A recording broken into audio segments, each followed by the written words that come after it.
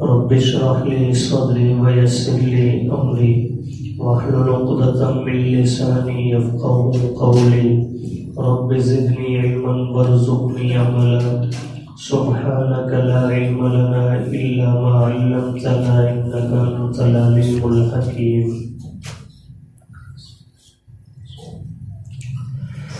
وأخرى، اور ایک دوسری فتح بھی ہے، لم تقدروا علیہا، جس پر تم ابھی قادر نہیں ہوئے، قد احاط اللہ بہا، تحقیق اللہ نے احاطہ فرما رکھا ہے اس کا، وکان اللہ علی کل شیء قدیرا، اور اللہ تعالی ہر چیز پر قدرت رکھنے والا ہے. وَلَوْ قَاتَلَكُمُ الَّذِينَ كَفَرُوا،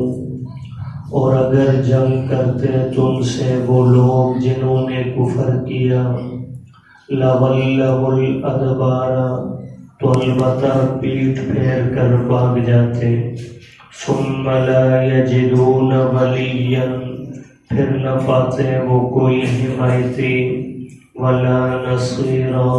اور نہ ہی کوئی مددگار. سنت اللہ التی، یہی اللہ کا دستور رہا، قد خلت من قبل، ان لوگوں میں جو گزر چکے پہلے، ولن تجد لسنت اللہ تبدیلا، اور ہرگز نہ پائے گا تو اللہ کے دستور کو بدلتا ہوا. وَهُوَ الَّذِي، اور وہ وہی ذات ہے، کف ایدیہم عنکم، جس نے روکے رکھا کافروں کے ہاتھوں کو تم سے، وَایدیکم عنہم، اور تمہارے ہاتھوں کو ان سے، ببطن مکہ، مکہ کے قریب،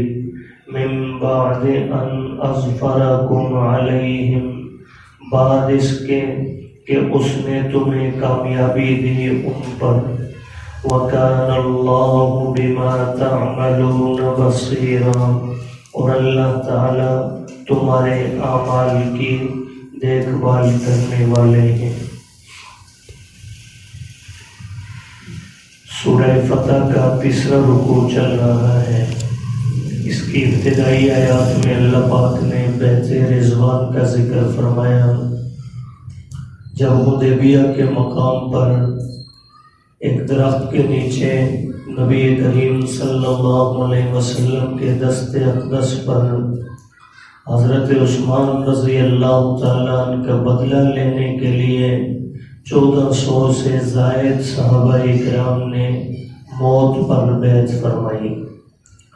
جس پر اللہ پاک نے ان کی تعریف فرمائی، اور خود نبی کریم صلی اللہ علیہ وسلم نے کئی ایک مقام پر بیعت رضوان میں شامل ہونے والوں کی عظمت کو بیان فرمایا. صلح حدیبیہ میں بظاہر شرائط بھی ایسی تھی جو مسلمانوں کے خلاف نظر آ رہی تھی، اور مسلمانوں کی دلی تمنا تھی کہ عمرہ بھی کر لیتے، اس سے بھی منع کر دیا گیا. اور پھر مسلمان یہ چاہتے تھے کہ اگر کافر برضا ہمیں اجازت نہیں دیتے تو ہم زبردستی قتال کر کے انہیں شکست بھی دیں گے اور عمرہ بھی کریں گے. لیکن اللہ کی طرف سے اس موقع پر حکم جہاد بھی نہیں آیا، منع فرما دیا، فرمایا نہیں، صلح کر کے اس سال تم نے واپس لوٹنا ہے. تو مسلمان انتہائی رنجیدہ تھے، تو اللہ پاک نے اس موقع پر ان کی تسلی کے لیے جہاں الفاظ نازل فرمائے، وہیں پر یہ بھی بشارت دی کہ تمہیں ایک فتح قریب ملنے والی ہے، جس کا ذکر کل کی آیات میں آ چکا کہ خیبر کی صورت میں ہم عنقریب تمہیں فتح دیں گے. اور یہی وجہ ہے ٹھیک 3 مہینے کے بعد ربیع الاول کے مہینہ میں خیبر فتح ہو گیا. آج کی آیات میں اللہ پاک نے ایک دوسری فتح کا ذکر فرمایا صرف خیبر ہی کی فتح تمہیں انعام میں نہیں مل رہی، وَأُخْرَى، ایک اور فتح بھی ہے تمہارے نصیب میں، لَمْ تَقْدِرُوا عَلَيْهَا، جس پر تم فی الحال تو قادر نہیں ہوئے، یعنی فی الحال تو وہ فتح تمہیں نہیں ملی، یعنی تم تو چاہتے تھے کہ مکہ والوں کے خلاف قتال کرو اور فاتح بن کر واپس آؤ، تو فی الحال تو تم اس مکہ کو فتح نہیں کر سکے ہو، لیکن قد احاط اللہ بہا، اللہ نے اس کا احاطہ فرما رکھا ہے، یعنی اللہ وہ فتح بھی تمہیں نصیب فرمائے گے۔ یہی وجہ ہے اس دوسری فتح سے مراد اکثر مفسرین کرام نے فتح مکہ کو لیا ہے، کہ یہ دوسری فتح جس کا اللہ نے صلح حدیبیہ والوں سے وعدہ فرمایا وہ فتح مکہ تھی، پہلی خیبر کی صورت میں، دوسری فتح مکہ کی صورت میں۔ اگرچہ بعض مفسرین نے اس سے غزوہ حنین یا روم اور فارس کے خلاف جنگ وغیرہ بھی مراد لی ہیں، لیکن اکثر کی رائے یہی ہے کہ یہ دوسری فتح مکہ ہے۔ وَكَانَ اللَّهُ عَلَى كُلِّ شَيْءٍ قَدِيرًا، اور فرمایا اللہ تعالیٰ ہر چیز پر قادر ہے، یعنی آج اگر تمہیں فاتح بنا کر بظاہر نہیں لٹایا، صلح کر کے تم لوٹنے پر مجبور ہوئے، تو ایک وقت آئے گا کہ انشاءاللہ تم فاتح بن کر مکہ میں جاؤ گے۔ اور اگلی آیت کریمہ میں فرمایا کہ اگر کافر تمہارے خلاف اس موقع پر قتال کرتے،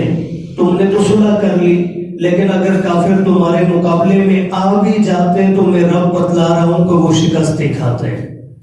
فرمایا وَلَوْ قَاتَلَكُمُ الَّذِينَ كَفَرُوا، اگر جنگ کرتے تم سے وہ لوگ جنہوں نے کفر کیا، یعنی مکہ والے مشرکین مکہ، اگر وہ جنگ بھی کرتے، صلح نہ کرتے، تو لَوَلَّوُا الْأَدْبَارَ، نتیجہ یہ نکلتا کہ وہ پیٹھ پھیر کر بھاگ جاتے، جیسے بدر میں بھاگے۔ ثُمَّ لَا يَجِدُونَ وَلِيًّا، اور پھر کوئی حمایتی بھی انہیں نہ ملتا، نہ پاتے وہ کوئی حمایتی، وَلَا نَصِيرًا، اور نہ ہی کوئی مددگار۔ اور فرمایا یہ صرف اللہ کا فیصلہ مشرکین مکہ کے خلاف تمہارے ساتھ نہیں ہے کہ تم فاتح بنو گے، سنت اللہ التي قد خلت من قبل، یہی اللہ کی سنت رہی ان لوگوں میں بھی جو آپ سے پہلے گزر چکے۔ ہمیشہ اللہ نے حق والوں کو غالب فرمایا ہے، لیکن شرط یہ ہے کہ وہ حق پر قائم رہیں، جیسے قرآن مجید میں بھی اللہ نے فرمایا وَأَنْتُمُ الْأَعْلَوْنَ إِن كُنتُم مُؤْمِنِينَ، اگر تم ایمان پر قائم رہے تو ہمیشہ غالب تم ہی رہو گے، کافر کبھی نہیں غالب ہوئے۔ آج ہم کبھی کبھی سوچ رہے ہوتے ہیں نا جی کہ فلاں دشمن جو ہے ہمارے اوپر غالب نہ آ جائے، انڈیا حملہ نہ کر دے، فلاں کچھ نہ کر دے۔ اسرائیل ساری زندگی 70 سال سے زائد جو ہے عرصہ بیت چکا ہے، اسرائیل جو ہے فلسطینیوں پہ ظلم کر رہے ہیں، اور فلسطین ہے کتنا علاقہ جو رقبہ کے لحاظ سے فلسطین کا علاقہ ہے، غزہ کی جو پٹی ہے یہ صرف 42 کلومیٹر ہے۔ کتنی جگہ ہے جی؟ صرف 42 کلومیٹر غزہ کی جو پٹی ہے جس پر یہ سارے مظالم ڈھائے جا رہے ہیں، یہ 42 کلومیٹر کا رقبہ ہے، اور اس کے حدود اربع کے اندر 3 طرف سے خشکی والے ممالک لگتے ہیں اور چوتھی طرف سمندر ہے، اور وہ 3 جو علاقے ہیں وہ سب کے ساتھ اسرائیل کے زیر تسلط ہیں، یعنی ان کی مرضی سے انہوں نے باڑ لگا کر فلسطینیوں کا راستہ بند کیا ہوا ہے، لیکن اس کے باوجود وہ کافر انہیں مٹا نہیں سکے، اس لیے کہ اللہ کا وعدہ ہے تم جب تک ایمان پر قائم ہو اللہ تمہیں غالب فرمائے۔ بظاہر مشکلات ہیں، شہادتیں بھی ہو رہی ہیں، مسائل بھی پیدا ہیں، لیکن انشاءاللہ غلبہ اللہ پاک کے لیے ایمان کو نصیب فرمائے۔ تو فرمایا یہی اللہ کی سنت رہی ہے ان لوگوں میں جو تم سے پہلے گزر چکے ہیں، اور فرمایا وَلَن تَجِدَ لِسُنَّتِ اللَّهِ تَبْدِيلًا، نہ پائے گا ہرگز تو اللہ کی سنت کو بدلتا ہوا، یہ اللہ کا دستور صبح قیامت تک رہے گا۔ اگلی آیت کریمہ میں اللہ نے جنگ نہ ہونے کا ذکر فرمایا کہ جنگ کی نوبت نہیں آئی، نہ انہوں نے تمہارے اوپر جو ہے اسلحہ اٹھایا اور نہ تمہیں اسلحہ اٹھانے کی ضرورت پیش آئی۔ اس آیت کے شان نزول میں متعدد صحابہ سے کچھ روایات مروی ہیں، جن میں سے 1-2 کا میں ذکر کر دیتا ہوں اختصار سے۔ ایک حدیث مبارکہ میں حضرت انس بن مالک رضی اللہ عنہ فرماتے ہیں کہ صلح حدیبیہ جب ہو چکی تو صلح ہو جانے کے بعد ابھی مسلمان وہیں پر تھے، دائیں بائیں مختلف، چونکہ ظاہر بات ہے 1500 کی تعداد تھی، ضرورت کے لیے تقاضے کے لیے دائیں بائیں بھی جانا پڑتا۔ تو اتنے میں اچانک ایک صحابی نے دیکھا کہ کچھ لوگ اجنبی اسلحہ تھامے ہوئے اس طرف بڑھ رہے ہیں۔ ابتداءً تو 3-4 لوگ نظر آئے، لیکن پورا جو ان کا جو ہے وفد تھا وہ تقریباً 70 سے 80 لوگوں پر مشتمل تھا۔ یہ سارے کے سارے مشرکین مکہ میں سے تھے، اور یہ اس تاڑ میں آئے تھے کہ مسلمانوں کو جیسے ہی غافل پائیں گے، سوتا ہوا نظر آئیں گے تو ہم ان پر حملہ کر دیں گے اچانک۔ تو یہ لوگ حملے کے ارادے سے آئے، لیکن صحابہ کرام نے انہیں دیکھ لیا۔ اللہ پاک کی مشیت سے یہ لوگ گرفتار ہو گئے، نبی کریم صلی اللہ علیہ وسلم کے پاس لائے گئے، انہوں نے معافی طلب کی۔ اللہ کے حبیب نے فرمایا ہم صلح کر چکے ہیں، جنگ بندی کا اعلان کر چکے ہیں، لہذا انہیں معاف کر دو، انہیں چھوڑ دو۔ تو حضور نے انہیں قتل نہیں فرمایا۔ ایسے ہی ان کی طرف سے بھی اس موقع پر اگرچہ ارادہ لے کر آئے تھے، لیکن باقاعدہ قتال کی نوبت نہیں آئی۔ چنانچہ صلح طے پا گئی۔ اب صلح کی شرائط کل ویسے 10 شرطیں ہیں، لیکن میں ان میں سے اختصار کے ساتھ 3 ذکر کر دیتا ہوں جو مقصود طلب ہے۔ ایک شرط یہ طے پائی تھی کہ 10 سال تک ہم مسلمان اور مشرکین مکہ آپس میں لڑیں گے نہیں، ایک دوسرے کو جو ہے نقصان نہیں پہنچائیں گے، اپنی اپنی جگہ پر جو ہے اپنے اعمال سر انجام دیتے رہیں گے۔ دوسری شرط یہ تھی کہ اگر کافروں میں سے کوئی یعنی مشرکین مکہ میں سے کوئی کلمہ پڑھ کر مسلمان ہو کر مدینہ میں آئے گا تو مسلمان اسے واپس کریں گے، اور اگر خدا نخواستہ مدینہ سے کوئی شخص بھاگ کر ہمارے پاس مکہ آئے گا تو ہم واپس نہیں کریں گے۔ آپ علیہ السلام نے اس شرط کو بھی تسلیم فرما لیا۔ اب اس میں حکمت کیا تھی وہ میں ذکر کرتا ہوں۔ تیسری شرط جو یہ تھی کہ اس سال آپ لوگ عمرہ نہیں کریں گے، واپس جائیں گے، آئندہ سال عمرہ کریں گے، صرف احرام باندھ کر آئیں گے، اور تھوڑا بہت اسلحہ ڈاکوؤں سے بچنے کے لیے جس کی ضرورت پڑتی ہے وہ ساتھ رکھیں گے، ہر بندہ مسلح ہو کر نہیں آئے گا، اور صرف 3 دن قیام کریں گے، 3 دن کے اندر اعمال عمرہ ادا کر کے واپس جائیں گے۔ اب ان سخت شرائط پر صلح ہو گئی۔ اب باقیوں کی طرف میں نہیں جاتا، ایک شرط لے لیں، کبھی بھی دین کو اپنی عقل کے ترازو پہ مت تولیں۔